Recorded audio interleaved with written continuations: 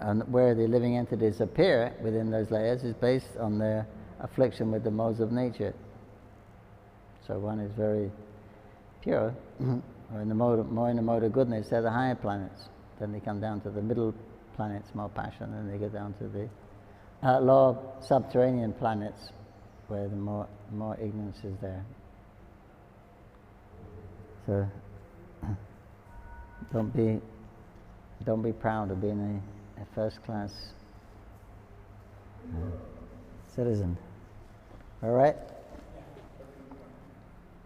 Okay. Delivering the wives of the brahmanas who perform sacrifices.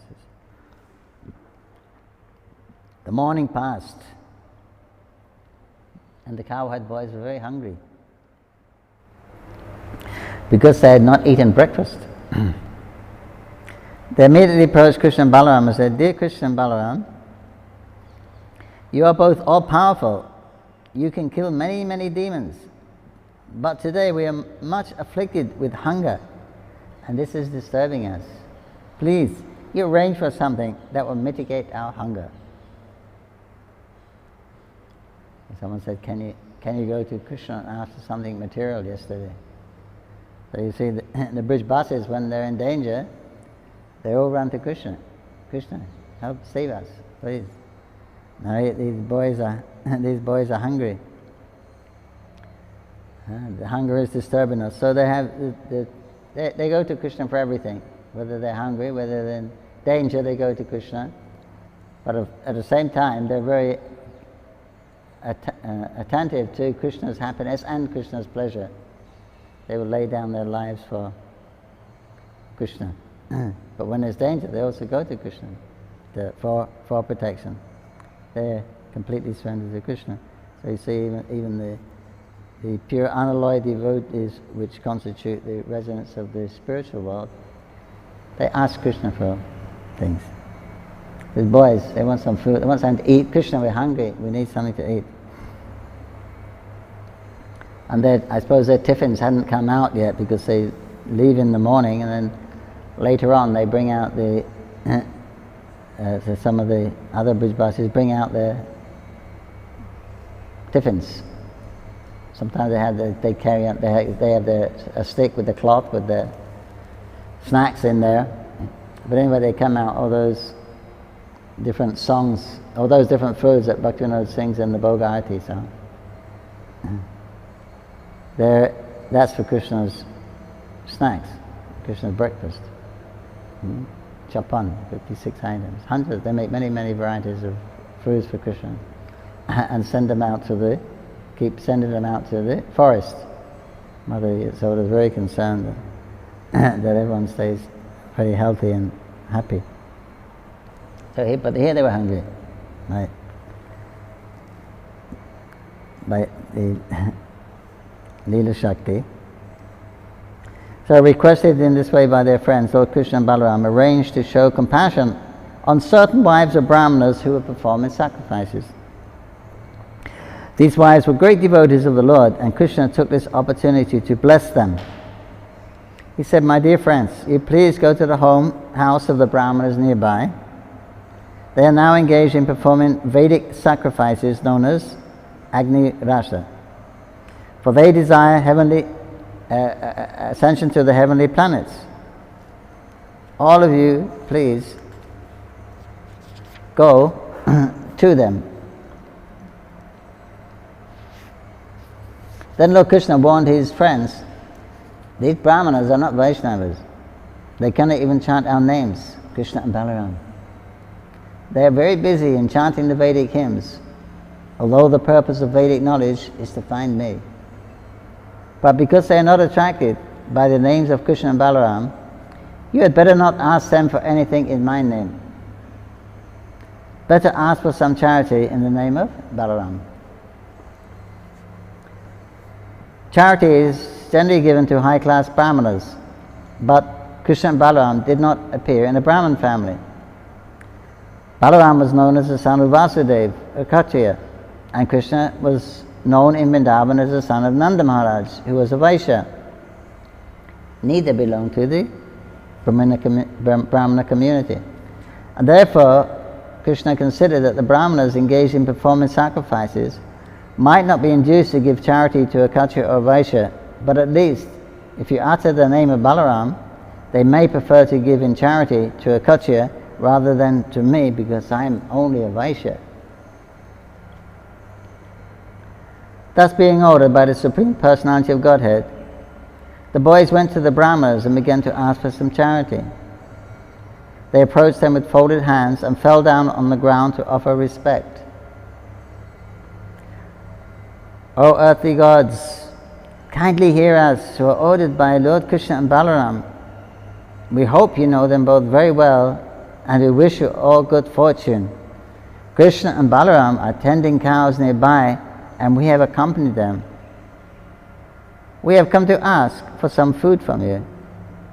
You are all Brahmanas and knowers of religious principles, and if you think that you should give us charity, then give us some food and we shall eat along with Krishna and Balaram. You are most respectable Brahmanas within the society, and you are expected to know all the principles of religious procedures.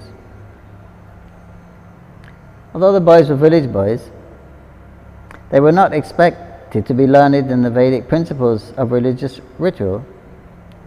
They hinted that because of their association with Krishna and Balaram, they know all these principles. By addressing the Brahmanas as knowers of all religious principles, the boys expressed the point of view that when the Supreme Personality of Godhead, Krishna and Balaram, were asking for food, the Brahmanas should immediately deliver some without hesitation, because, as it is stated in the Bhagavad Gita, one should perform yajna, sacrifice, only for the satisfaction of Vishnu. The boys continued, Lord Vishnu, as Krishna and Balaram, is standing waiting for you, and you should immediately deliver whatever food you have in stock. They also explained to the Brahmanas when food is to be accepted and when it is not to be accepted. Generally, the Vaishnavas, or pure devotees of the Lord, do not take part in ordinary sacrificial performances, but they know very well the ceremonies called Diksha, Pashu Shamtha and Sotramani. One is permitted to take food after the procedures of Diksha and before the animal sacrificial ceremony in the Sotramani, or ceremony in which liquors are also offered. The boy said, we can take your food at the present stage of the ceremony, for now it will not be prohibited, so you can deliver the food.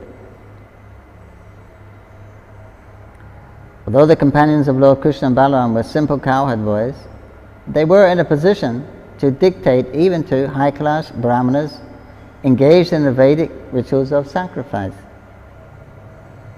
But the smarter Brahmanas, who were simply sacrificial-minded, could not understand the diction of the transcendental devotees of the Lord. They could not even appreciate the begging of the Supreme Lord, Krishna and Balaram. Although they heard all the arguments on behalf of Krishna and Balaram, they did not care for them, and they refused to speak to the boys. Despite being highly elevated in the knowledge of Vedic sacrificial rites, all such non-devotees, Brahmanas, although they think of themselves as very highly elevated, are ignorant, foolish persons. All their activities are childish because they don't know the purpose of the Vedas. As it explained in the Bhagavad Gita, to understand Krishna, all their activities are childish because they don't know the purpose of the Vedas, as it is explained in the Bhagavad Gita, to understand Krishna. In spite of their advancement in Vedic knowledge and rituals, they do not understand Krishna. Therefore, their knowledge of the Vedas is useless.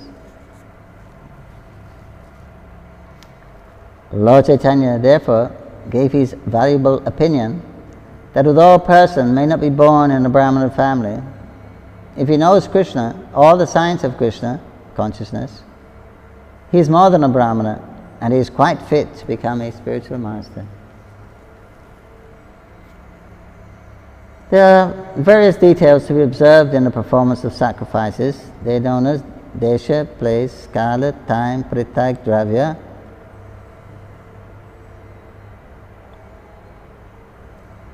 The different detailed paraphernalia.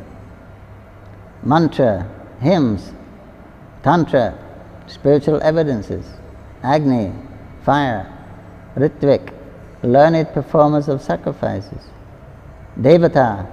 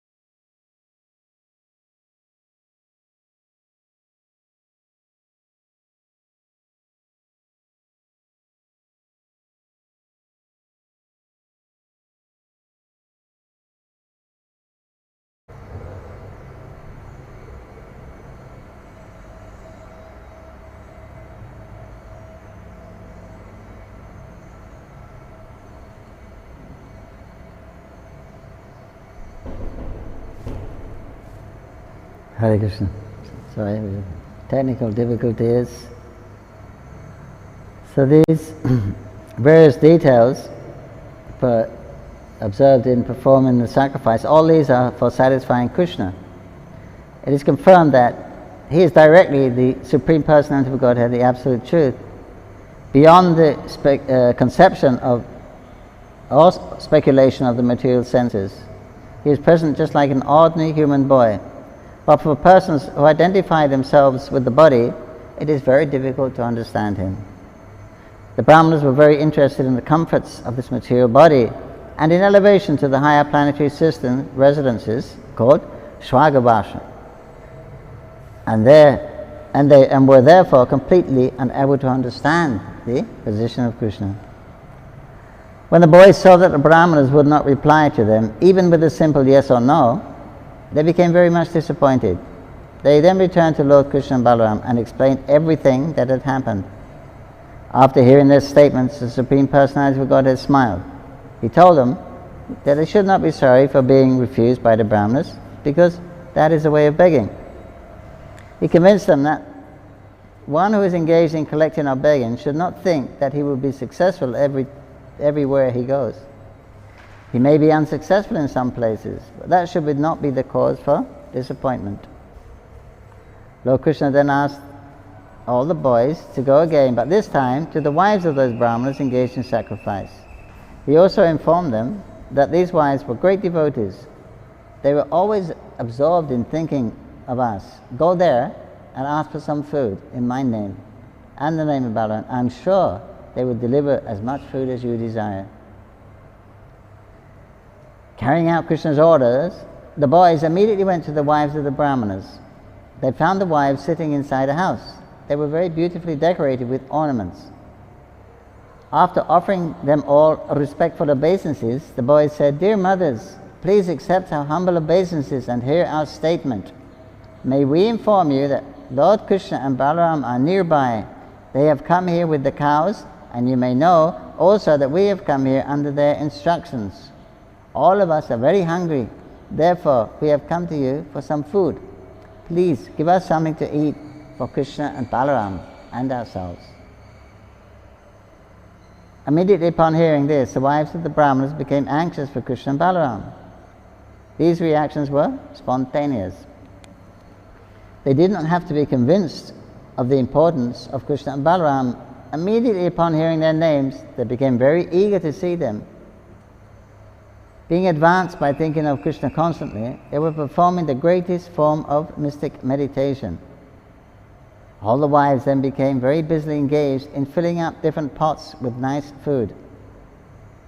Due to the performance of the sacrifice, the various foods were all very palatable.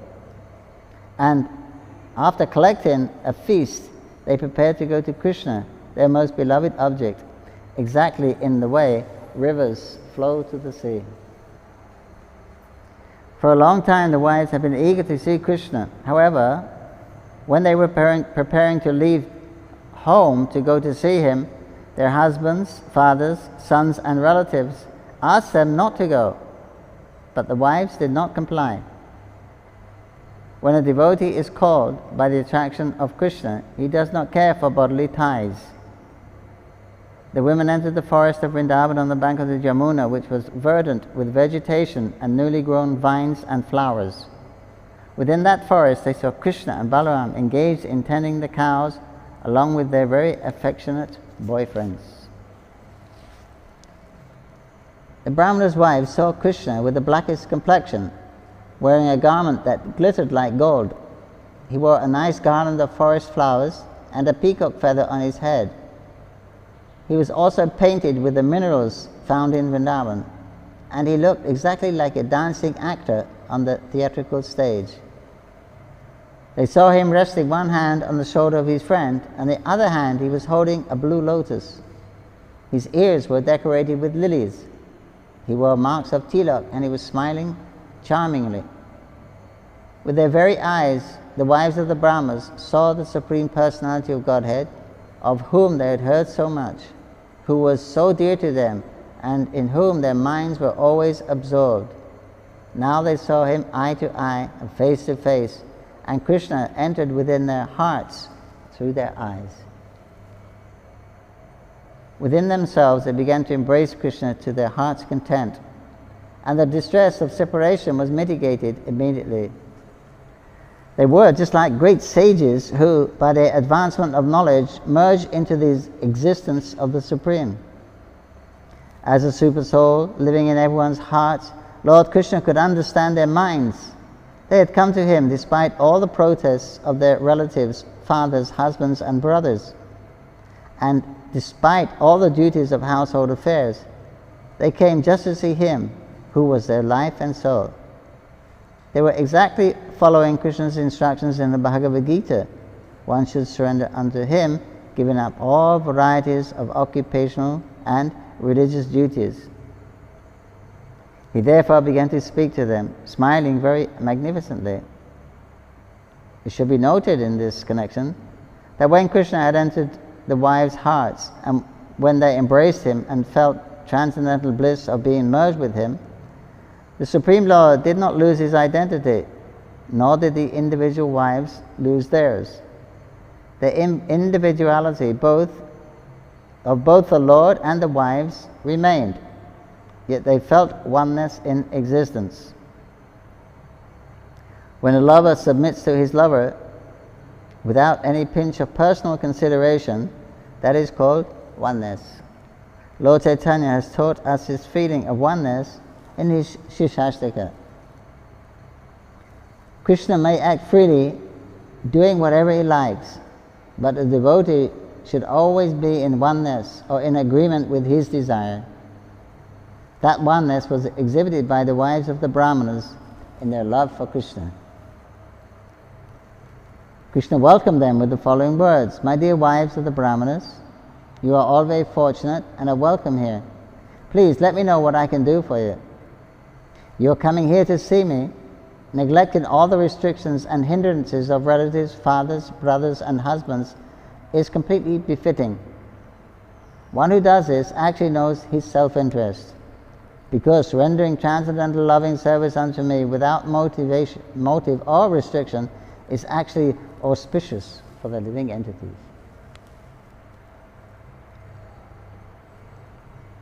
Sometimes the devotees are criticized for leaving worldly activities as being non-productive or antisocial.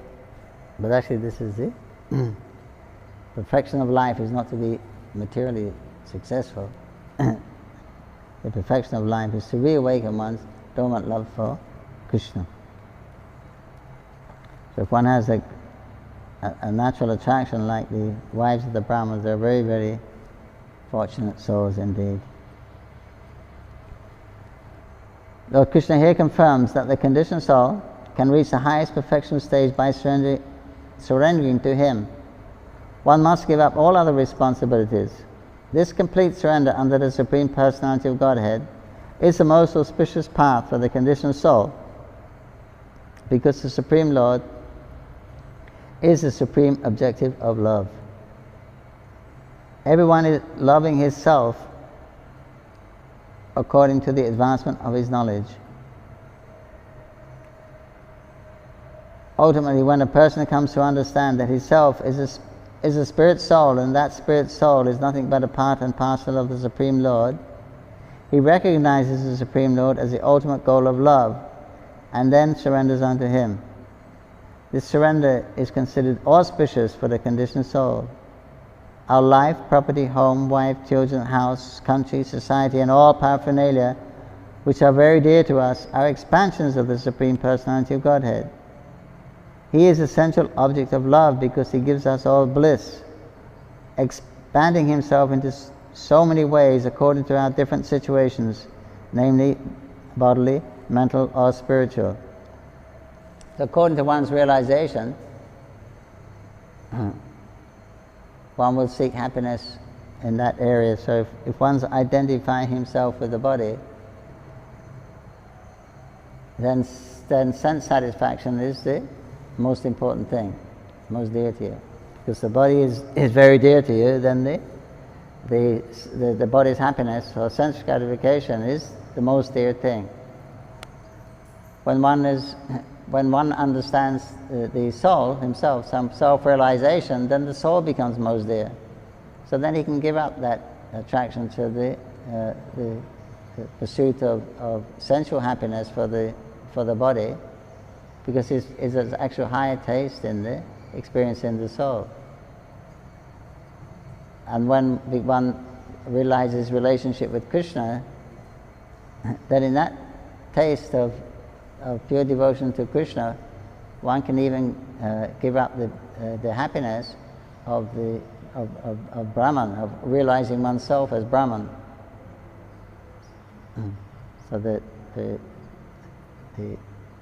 happiness that is derived from devotion makes the happiness of the experience in Brahman the ocean of happiness of Krishna consciousness. So it reduces the happiness of Brahman to the water that is contained in the hoofprint of a calf. In other words, that happiness of Brahman and the Brahma Sukha becomes insignificant.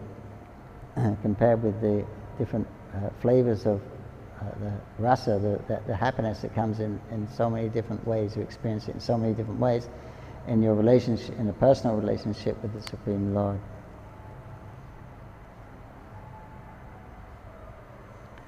My dear wives of the Brahmanas, Krishna said, you can now return to your homes. Engage yourselves in sacrificial activities and in the service of your husbands and household affairs, so the husbands will be pleased with you, and the sacrifice which they have begun will be properly executed. After all, your husbands are householders, and without your help, how can they execute their prescribed duties? The wives of the Brahmanas replied, Dear Lord, this sort of instruction does not befit you. Your eternal promise is that you will always protect your devotees, and now you must fulfill this promise. Anyone who comes and surrenders unto you never goes back to the conditional life of material existence.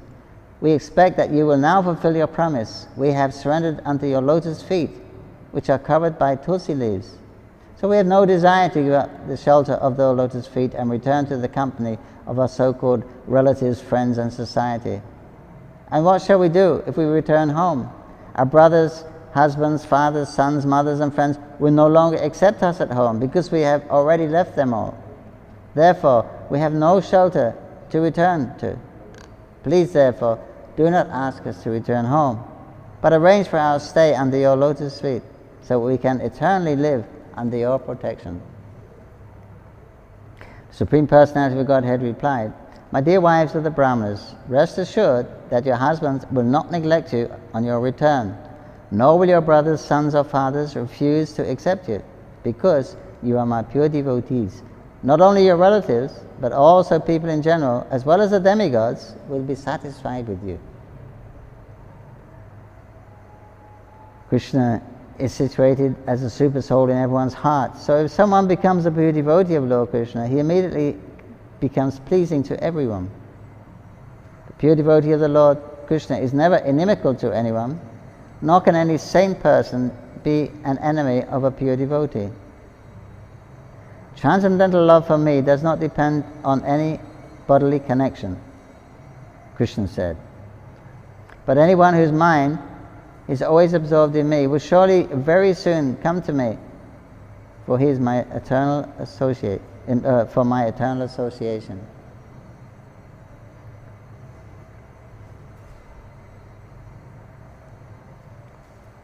After being instructed by the Supreme Personality of Godhead, all the wives returned home to their respective husbands.